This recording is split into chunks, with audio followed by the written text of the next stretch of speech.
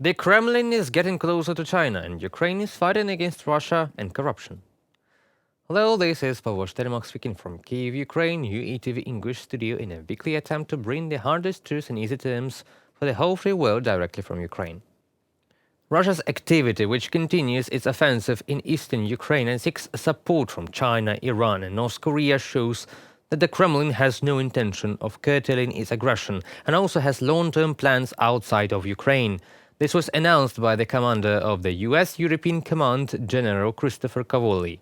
In the European theater, we are going through, to put it mildly, difficult times, the American commander emphasized during the hearing in the Armed Forces Committee of the House of Representatives of the US Congress. He emphasized that Russia's brutal and unprovoked war is ravaging Ukraine and Russian troops are wreaking havoc and causing casualties that Europe has not seen since World War II.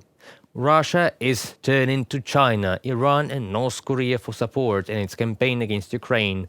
These countries are forming interconnected strategic partnerships in an effort to challenge the existing order, the general noted. Russia shows no signs of ending its aggression and has no intention of stopping in Ukraine. Russia is a chronic threat, the commander stressed. Meanwhile, according to him, Ukraine remains almost completely dependent on external support in order to continue the struggle. But Russia is also looking for help from its partners. On April 8th, Russian Foreign Minister Sergei Lavrov arrived in China. He met with Chinese counterpart and the country's leader Xi Jinping. This meeting only confirmed the strong relations between the countries. On Tuesday, April 9th, Lavrov held talks with Xi Jinping and his Chinese counterpart Wang Yi in Beijing. It is noted that China has always attached great importance to the development of China-Russian relations and is ready to cooperate with Russia to intensify bilateral communications. Both sides regard each other as priority partners and set an example of friendly exchanges and mutually beneficial cooperation between major neighboring countries, the Chinese minister said.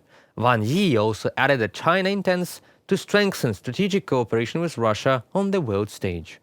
We will give each other resolute support and increase our multilateral interaction, Wang Yi was quoted by saying by Russian news agencies. Sergei Lavrov in turn noted that relations between the Russian Federation and China have reached an unprecedentedly high level and continue to develop dynamically. Therefore, it is quite likely that the Russian Federation and the People's Republic of China decided to calibrate their clocks on the eve of the meetings with the Europeans. In addition, China and Russia are developing a coordinated position on what the future platform for ending the war should look like. For Russia, of course, this is important because it demonstrates that it is not isolated.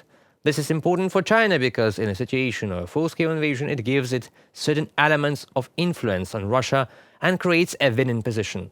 However, Ukrainian diplomacy and many European partners are currently working to involve China in other, first global peace summit in Switzerland, which could be interpreted as a diplomatic victory for the Western point of view. Perhaps China is biding its time and expects that there will come a time when Ukraine will be forced to accept its role as a peacemaker because of its support for Russia, which today is considered unacceptable. By the way, at the beginning of April, Bloomberg confirmed that China has increased support for Russian terrorists in the war against Ukraine. According to the publication source, China provided Russia with microelectronics and machine tools for tanks. China's support also includes optical instruments and rocket fuel. Space cooperation between the countries has intensified. They write that China is also providing Russia with geospatial intelligence data, including satellite images, which the Russian military likely to use to support military operations in Ukraine. The countries' partnership has especially strengthened in recent months. Trade between the two countries will reach a record $240 billion in 2023. Russia's neighbor has become a supplier of everything from clothes to cars, following an exodus of Western manufacturers and multiple rounds of sanctions. And as long as this continues, the war will continue. The unique experience of the armed forces of Ukraine in the use of Western weapons is becoming a global know-how. Only in 2023, more than 1,500 samples of foreign weapons were allowed to be used in the armed forces of Ukraine, Deputy Minister of Defense Ivan Havrelyuk wrote in a column for the New Voice publication. Currently, the armed forces have unprecedented experience in the development and combat use of a wide range of Western-made weapons and equipment. The largest group of weapons and equipment which were put into operation last year includes about 25 models of tanks, armored personnel carriers, infantry fighting vehicles and light armored vehicles, about 20 samples of barrel self-propelled artillery, recoilless guns and mortars, small arms of foreign production, rifles, machine guns, grenade launchers, wheeled automobile and special tracked machinery. At the same time, testing on the battlefield significantly increases the attractiveness of foreign weapons on the world market, opening up new opportunities for manufacturers themselves. And the use of Western weapons by the armed forces of Ukraine promotes interoperability with alliance standards. The experience of using foreign weapons and equipment can become a catalyst for the development of the national defense industry, especially in the production of critically important weapons. Коротко про цей день. Провів нараду. I held a meeting regarding our missile program with the Commander-in-Chief, Minister of Defense, Minister of Strategic Industries and heads of relevant enterprises, serial production and new models of missiles. The details are not public, but our defense industry has the necessary results, and the main thing is for the army to implement these results now. Ukraine has reached certain agreements on cooperation on the localization of weapons production with countries and transnational companies. Ukraine has reached certain agreements on cooperation on the localization of weapons production with countries and transnational companies. But the most important thing is that the Ukrainians have a lot of experienced soldiers who have real combat experience, and it is very painful to lose them now. Since the beginning of 2024, thanks to cooperation with international partners, external financing has reached $10.2 billion. This was reported by the Minister of Finance, Serhiy Marchenko, in the conditions of a full-scale war, when the aggressor has much greater resources and causes Ukraine millions of losses every day. International support is critically important. In 2024, external financing will reach $10 billion. I am grateful to the EU, Japan, Canada, the IMF, Great Britain and Norway for the budgetary support directed to the priority social needs of the country. Also, we expect that the US Congress will soon support the aid package that we need to win the war, the minister wrote on Facebook. The Minister of Finance also noted that the primary necessity is to meet the needs of the state budget both this year and in 2025. One of the solutions should be the use of frozen Russian assets, since it is Russia that is the cause of large-scale destruction and losses in Ukraine. In turn, the Ministry of Finance is actively working to increase state budget revenues. Measures to support budget liquidity in the first quarter of 2024 made it possible to increase revenues to the state budget in the equivalent of $5.4 billion. At the same time, the head of the anti-corruption initiative of the European Union, Alan Pugh Christensen, previously stated that Ukraine is showing almost the best results in the fight against corruption over the years.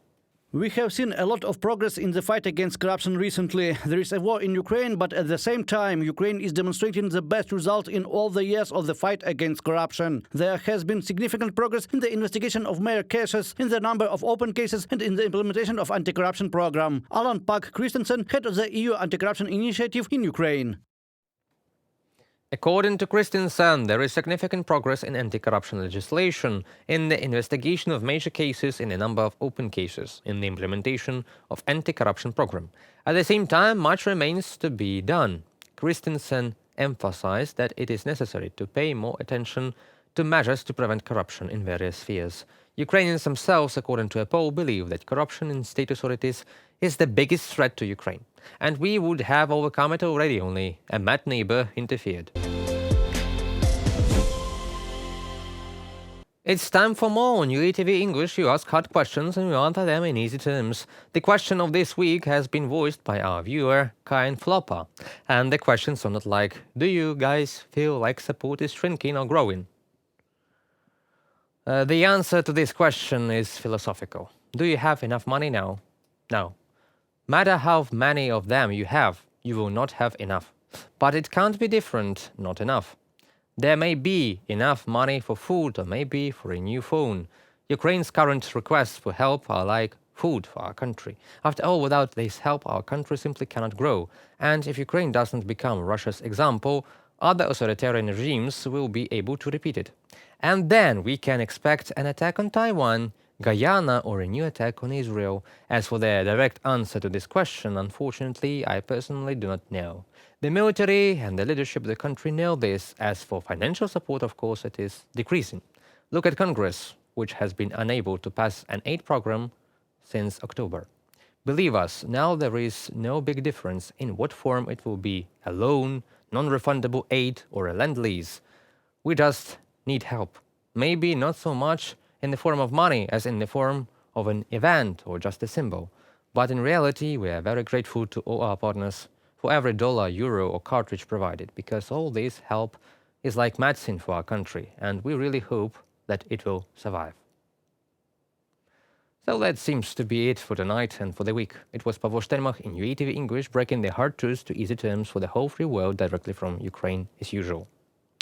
We like you, and we hope that this feeling is mutual. Like us in return, subscribe and share. Help us to promote Ukrainian voice worldwide.